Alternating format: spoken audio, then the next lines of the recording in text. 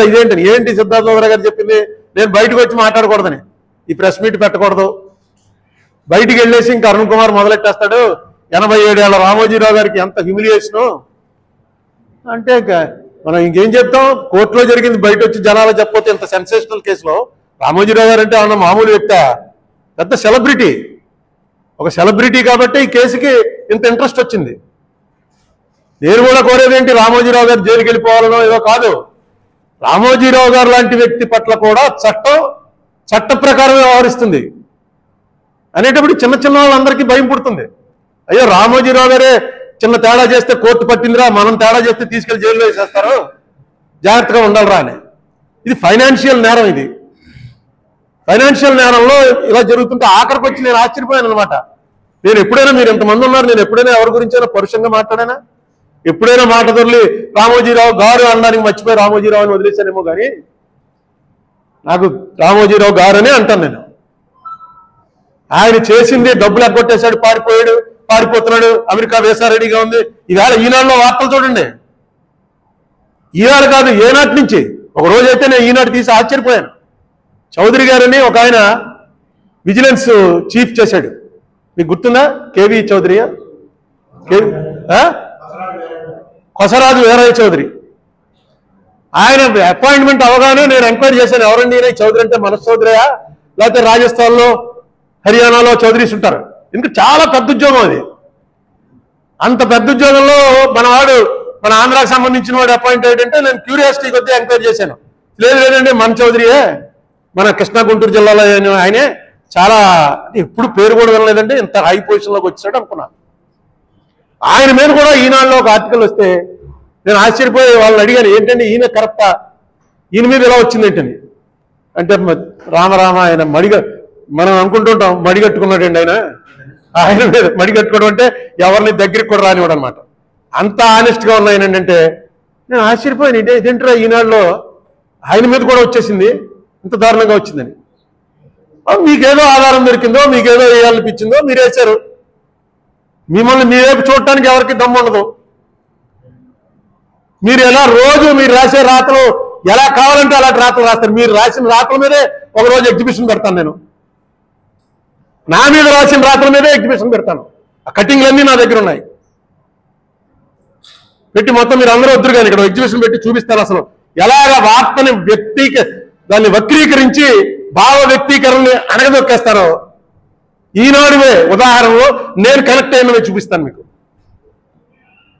ఈవేళ అక్కడ కోర్టులో నా మీద ఏవేవో తీసి చూపించారు నేను జస్టిస్ రజనీ గారిని తిట్టంట కోర్టుల్ని తిట్టంట ఏదో ట్రాన్స్లేషన్ అంటే ఇంగ్లీష్లో వాళ్ళు చూపించడం అది బయటికి చదవకూడదు ఈయన ఇస్తాడో ఆయన చదువుతాడు జడ్జి గారు చదువుకుంటున్నారు నన్ను అడిగారు మధ్యలో ఎందుకు ఇలా అన్నావు అన్నారు ఏమన్నాను నేను ఎప్పుడు అంటానండి ఏమన్నాను చెప్పండి అంటే నువ్వు కొంచెం రెస్ట్రైన్ చేసుకోవాలి అవన్నీ ఆ ట్రాన్స్లేషన్స్ అన్నీ కూడా మిస్చిప్ అని చెప్పాను అది నమ్మారు కోర్టు వారు మీరు చెప్పండి ఇప్పుడు బయటికి వెళ్ళి నేను మాట్లాడచ్చా మాట్లాడకూడదా మాట్లాడద్దంటే మాట్లాడు నేను చెప్పండి మీరు అన్నారు అదేం కాదు నువ్వు మాట్లాడు కోర్టులో ఏం జరిగిందో చెప్పు కొంచెం వాళ్ళు బాధపడుతున్నారు కదా అని నాకు మాత్రం బాధ ఉండదండి రామోజీరావు గారు నాకేమన్నా నా ఆస్తుల్లోకి ఏమన్నా వచ్చాడా లేకపోతే నన్ను ఏమన్నా పర్సనల్గా వచ్చి నాకు అటాక్ చేశాడా నాకెందుకు ఉంటుంది రామోజీరావు గారు ఏమైతే నాకేముంటుంది ఒక ఇష్యూ తప్పు జరిగింది అన్నది పట్టుకోవడానికి లేకపోతే పాలిటిక్స్లో ఉండి ప్రయోజనం ఏంటి ఇన్నేళ్ళు రాజకీయాల్లో ఉండి పెద్ద ఆయన తప్పు చేస్తే మనం కళ్ళు మూసుకుపోవాలా అనుకుంటే ఇంకేంటి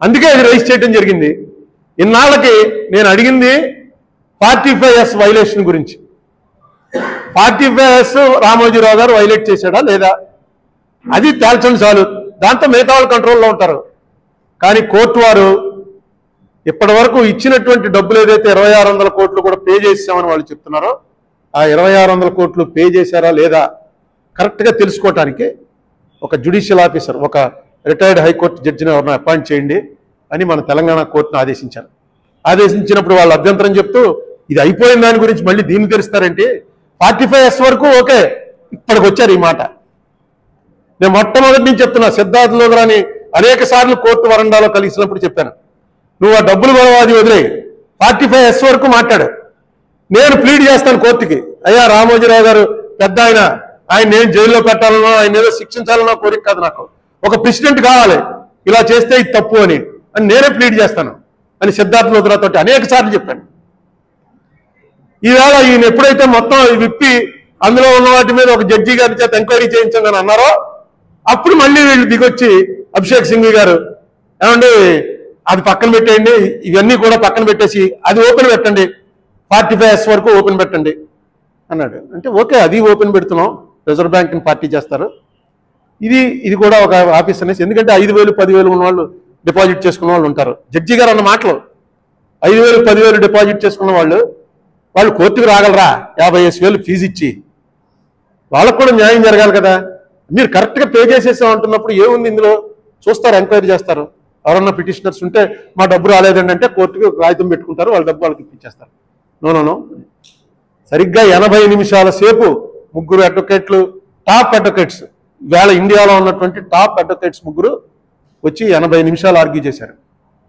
నేను అసలు నోరెప్పలేదు. నేను ఇదిగో నా మీద వచ్చినప్పుడు మేము ఎత్తాను తప్ప, ఎందుకంటే రమేష్ చెప్పాడు పక్కనే ఉండి, నేను కూడా చెప్దాం అనుకున్నాను, నువ్వేం మాట్లాడుకో, ఎందుకంటే క్లియర్గా ఆయనే ప్రశ్న కొట్టి జడ్జి గారే ప్రశ్న వేస్తున్నాడు. మనం వేసిన దానికన్నా జడ్జి గారు వేసే ప్రశ్నకి వాల్యూ ఎక్కువ ఉంటుంది, నువ్వు మాట్లాడకన్నాడు.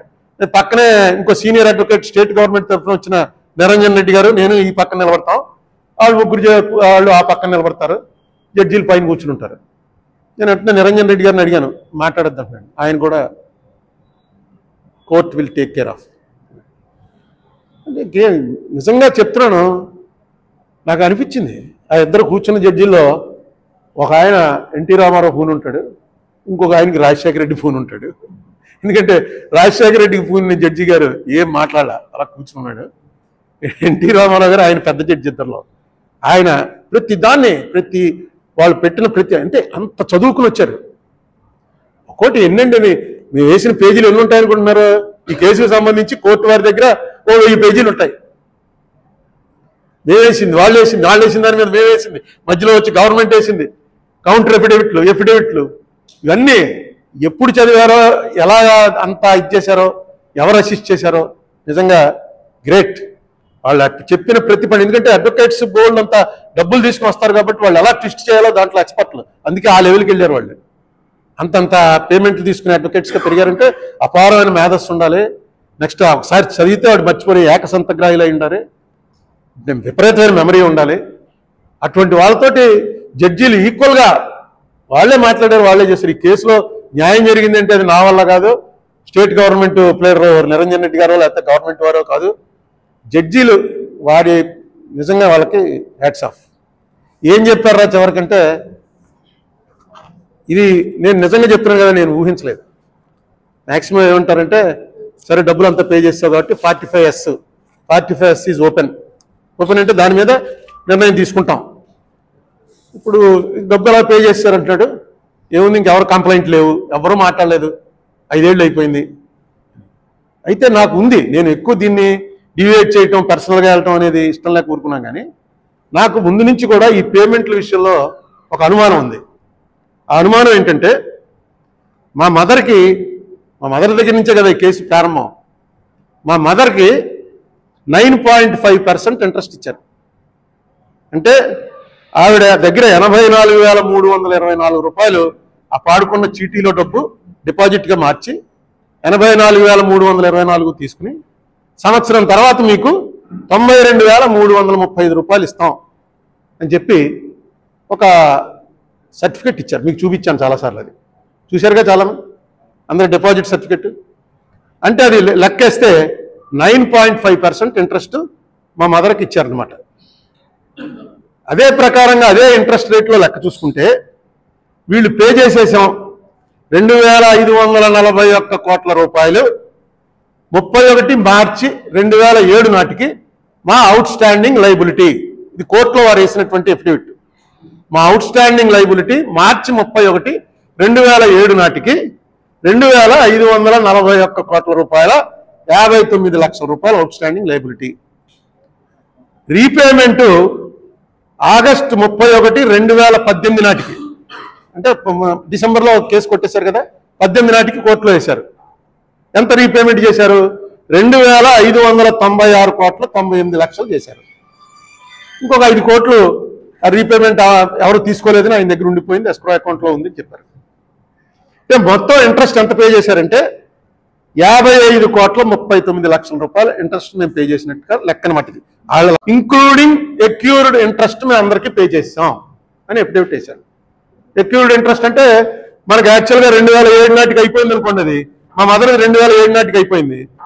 అదే 2009 దాకా పే చేయలేకపోయారు అనుకోండి, మూసేశారు. కాబట్టి ఆ 2 ఏళ్ళ ఇంట్రెస్ట్ కూడా కలిపి ఎక్యూర్డ్ ఇంట్రెస్ట్ కూడా కలిపి పే చేసాం అని దీని అర్థం. కానీ నేనేమనుకుంటానంటే ఆ ఎక్యూర్డ్ ఇంట్రెస్ట్ కలిపి పే చేస్తే ఎంత అవుతుందని లెక్క చూశాను. వీళ్ళు 55 కోట్ల రూపాయలు కడితే అది దాదాపు 900 కోట్ల రూపాయలు అవుతుంది నా కాకి లెక్క. ఇంకా ఎక్కువ అవ్వచ్చు. ఒక 900 కోట్ల రూపాయల ఇంట్రెస్ట్ పే చేయవలసి ఉంటుంది. ఎందుకంటే 2007లో ఇద్దామన్న వాళ్ళకి 8కో 9కో 10కో ఇచ్చారనుకోండి, ఆ 3 ఏళ్ళ ఇంట్రెస్ట్ కూడా పే చేయాలి 9.5% చొప్పున. అంటే వాళ్ళు ఎంత ప్రామిస్ చేశారో అంత. అది నాకు వచ్చింది. కానీ దీన్ని ఎక్కడ ప్రలాన్ చేసుకుంటూ లాక్కుంటూ వెళ్తాం ప్రతిదానికి. ఈ ఆడికి ఇచ్చా వీడికి ఇచ్చావా, ఎవరో కంప్లైంట్ ఇవ్వట్లే. ఆయన మాటి మాటికి చెప్పేది అదే, ఎవడో వచ్చి కంప్లైంట్ ఇవ్వట్లేదని. కంప్లైంట్ ఎవరికి ఇవ్వాలో ఎవరికి తెలీదు. ఇప్పుడు మీకుంది, మీరు వేసుకున్నారు మార్గదర్శిలో 10,000 రూపాయలకి మీకు ఇంట్రెస్ట్తో కలిపి 12,000 ఇస్తామని చెప్పి డిపాజిట్ రిసీట్ ఇచ్చారు. అది పెట్టు కూర్చున్నారు మీరు 12,000 వస్తుందని. ఈ లోపల ఈ గొడవ అంతా వచ్చింది. రామోజీరావు గారికి టైం ఇచ్చారండి, ఆ టైంలో పే చేసేస్తారండి అన్నారు. మీకు పే చేయవలసిన దానికి ఒక ఏడాది తర్వాత 12,000 పే చేశారు. అప్పటికే మీకు ఎలా ఉంటుంది, వస్తుందా రాదా వస్తుందా రాదా ఏంటో ఇదంతా నాకు అర్థం అవ్వట్లేదు, ఈ డబ్బులు వస్తాయి రాదా అన్న టైంలో మీకు ఆ 12,000 రావడమే మహానందం. తీసేసుకున్నారు. కానీ యాక్చువల్గా మీకు ఇవ్వాల్సింది 12,000 కాదు. ఆ 12,000 మీద 2 ఏళ్లకి ఇంట్రెస్ట్ కలిపి ఇవ్వాలి. అంటే అది ఇంకో 2,000 రూపాయలు ఎక్కువ వస్తుంది. ఆ 2,000 రూపాయలు ఎక్కువ వచ్చిందని ఎవరు పట్టించుకోలేదు. ఎందుకంటే ఇవి వస్తే చాలరా, చచ్చినట్టు పెళ్లికి వచ్చిందే కట్నం అని ఎంతో కొంత వస్తే చాలు. పాప రామోజీరావు గారు మనకు కరెక్ట్గా పే చేస్తుంటే అరుణ్ కుమార్ అనేవాడు ఎవడో వచ్చి మీద పడి మొత్తం ఆఫ్ చేయించేశాడు అని నన్ను తిట్టుకుంటూ ఎంత ఇస్తే అంత తీసుకున్నారు. అయితే యాజ్ పర్ లా అయితే మాత్రం ఎక్యూర్డ్ ఇంట్రెస్ట్తో కలిపి మేము పే చేసామని వాళ్ళు కమిట్ అయ్యారు. కాబట్టి అలా ఎవరికైనా తేడాలుంటే ఆ తేడాలన్నింటినీ కూడా పరిశీలించమని సుప్రీంకోర్టు వారు హైకోర్టును ఆదేశిస్తూ దీనికోసం ఒక ప్రత్యేకంగా ఒక రిటైర్డ్ జడ్జి స్థాయి జ్యుడిషియల్ ఆఫీసర్ని నియమించండి అని చెప్పారు.